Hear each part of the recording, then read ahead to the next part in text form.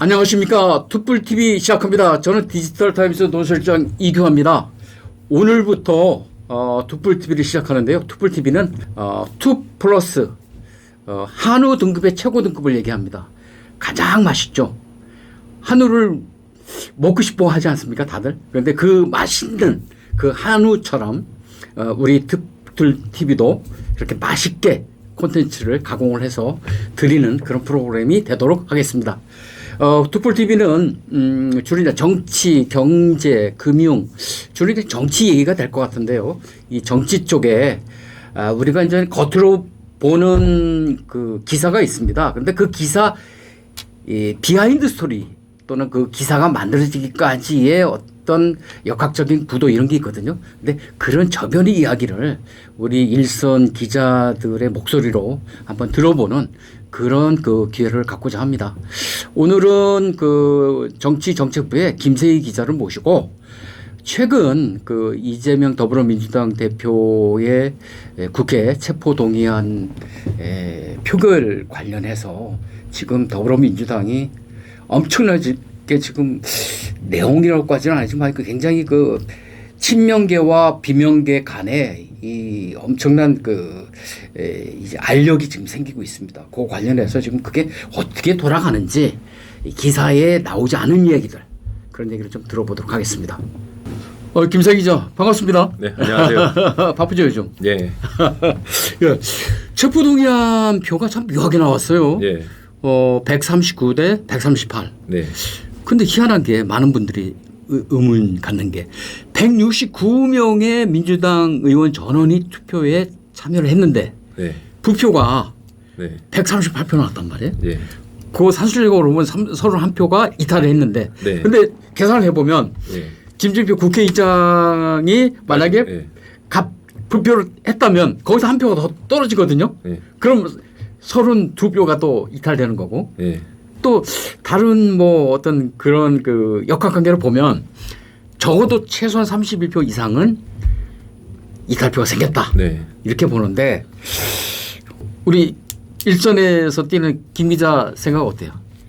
기권표가 9표, 그다음에 무효표가 11표, 그다음에 그걸 합치면 또 20표잖아요. 맞아요.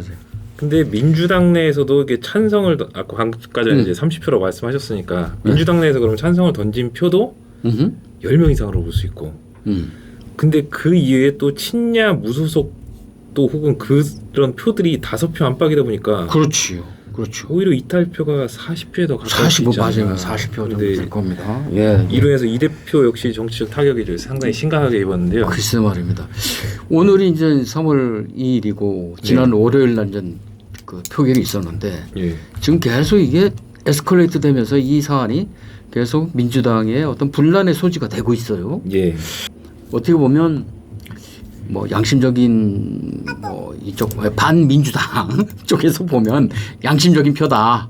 예. 국회의원의 노릇을 잘했다. 네. 그 반란표는 이렇게 보고 있는데 민주당 입장에서는 반란표란 말이죠. 지금 민주당에서 반란표 색출에 나섰다면서요? 네. 민주당 국민응답센터에 올라왔는데요. 예. 이낙연 전 당대표 거의 국민 역적으로 찍히는 상황입니다.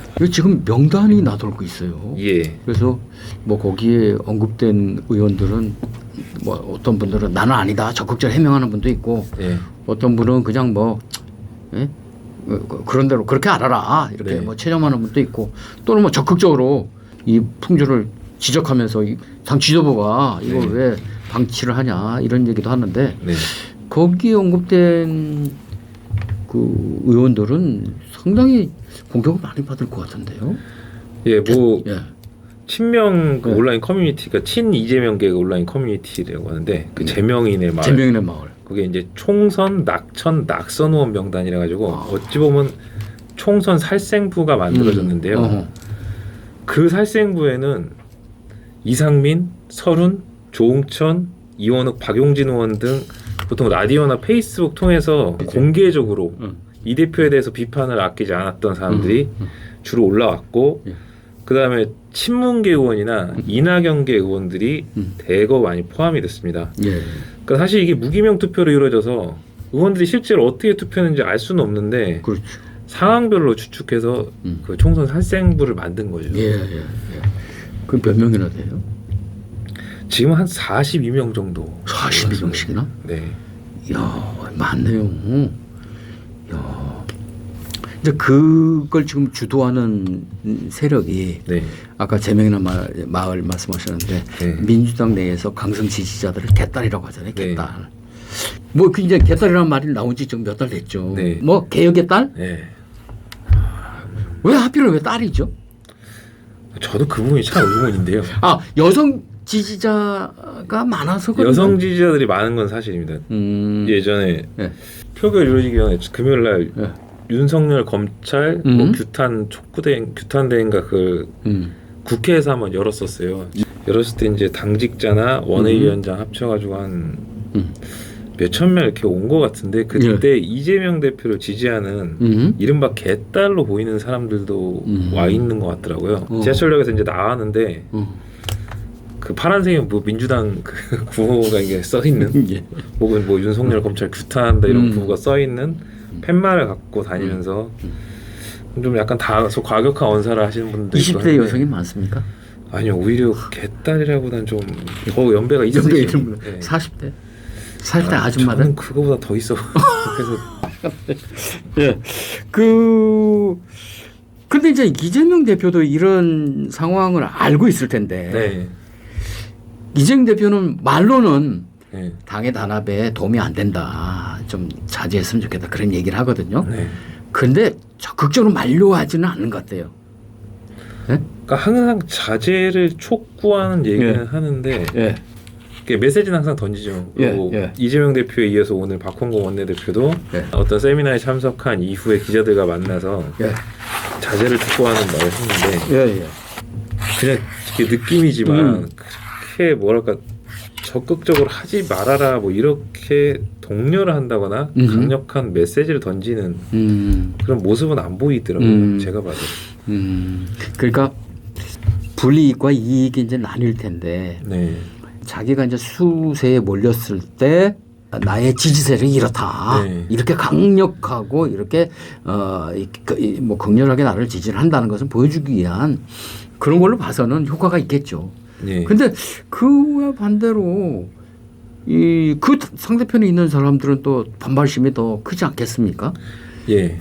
그 예를 들면 방송에서 네. 김용명 의원도 그렇고 예. 김남국 그 두 사람이 이제 방송에 둘 다 나왔죠. 네. 나와서 그랬다면서요. 그 당원들이 느끼는 배신감을 감안해야 하면 예.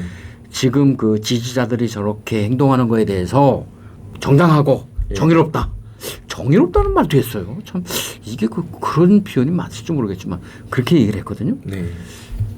그러면은 이게 이제 김남국과 김용민 의원 같은 경우는 이재명 대표의 거의 직계 아닙니까? 거의 친명의 핵심이잖아요. 그럼 결국은 이재명 대표의 그 마음이다. 그렇게 나서서 자꾸 자극하고 독려해라 이런 뜻이 아니겠나 싶기도 한데. 거기까지 확인은 안 되는데 뭐 네. 합리적인 의심이라고 보기에는 좀 가능할 것 같습니다. 대신 예. 뭐랄까 이제 제가 볼 때 예. 느끼는 거는 네. 친명계가 아무래도 친문이나 혹은 그러니까 비명계보다는 숫자가 좀 적은 편이잖아요. 그렇죠. 적은 편이고 네. 오히려 이재명이랑 그 정치인도 당내에서 큰 정치인이 아니라 네. 외부에서 자치단체장을 하고 오히려 박근혜 탄핵 정국이나 그리고 자치단체장으로서의 뭐 그때 성남시 모라토리움인가 뭐 그런 것들을 통해서 역량을 통해서 이제 계속 커서 외부에서 들어온 인사다 보니까 오히려 당내 세력은 적더라도 팬덤이라는 건 항상 형성돼 있다 보니까 그 팬덤 자체가 어떤 힘이 있다. 우리는 팬덤이 있는 정치인들이다라는 그 뉘앙스가 자꾸 과시 있더라고요. 뭐 이런 것일 수도 있죠. 새과시. 네, 새과시. 맞습니다. 맞습니다. 근데 이번 그 이제 인터넷에 도는 그 명단에 보니까 저는 깜짝 놀란 것이 네. 문재인 대통령도 거기 들어가 있어요. 근데 최상단에 있더라고. 네. 그러면서 거기는 뭐 이거 역적 이렇게 써 있어요. 아니 문재인 대통령은 왜 거기에 포함이 됐습니까? 아까 전에 말씀드린 대로 공통적으로 올라오는 사람들은 올라와요. 올라가고. 박용진 의원이나 뭐 조홍천 의원이나 조홍천 뭐 이상민 의원 같은 이상민 분들. 의원이나 올라오고 특히 조홍천 의원 같은 경우에는 오랫동안 당해왔기 때문에 자기는 뭐 7년 동안 겪어왔기 때문에 뭐 이골이 났다 이런 정도로 담담한 편인데 그러니까 그럴 정도로 이렇게 발언을 했던 사람도 계속 올라와요. 근데 미묘하게 어떤 데는 문재인 대통령이 있고 어떤 데는 없고 막 이게 굉장히 헷갈리는 부분들이 있더라고요. 문재인 전 대통령은 이제 문바라고 하고 네. 이재명 대표 지지자는 개딸이라고 하잖아요. 네. 개딸과 문바가 이제 이렇게 구분은 되지만 네. 아니 그래도 왜 문재인 대통령이 거기에 역적으로 올라갔는지 문재인 대통령이 그러면은 가결표를 행사하는 의원들한테 어떤 영향을 미쳤다고 보는 건가요? 오히려 문재인 대통령에 대한 그 이낙연 전 대표가 그렇게 유도를 했다는 얘기는 있더라고요. 그러니까 그 실제로 그랬다는 게 아니라 개딸들이 그렇게 생각을 하고 있는 거죠. 아니 또 이제 또 김정순 여사도 있어요. 예. 그게 좀 장난기가 좀 있는 것 같기도 하고 당황스러운 것 같기도 맞습니다. 하고 예. 맞습니다. 그리고 또 하나 네. 참 웃기는데 거기 이름을 쫙 썼는데 거기 개어준으로 돼 있다고 개어준 네. 김어준 씨죠 김어준 예, 씨. 예. 사진 보니까 딱 예, 보이시더라고요. 김어준 씨는 왜 거기 억조에 들어가죠? 그 양반은 반명계입니까? 비명계입니까? 그러니까 반명, 비명 이런 색채는 아니더라도 헐, 신문이랑 가까운 건 확실합니다. 문재인 대통령 재임 시절에 적극적으로 이제 방송에도 나가고 조국수에도 앞장섰고 또 친문계 인사들을 항상 불러서 그러니까 예를 들어서 TBS에서 했던 거 말고 본인이 했던 뭐 김어준의 뉴스공장이나 이런 데 불러가지고 적극적으로 얘기도 듣고 이렇게 홍보도 해주고 그랬던 그런 역할을 했잖아요. 예.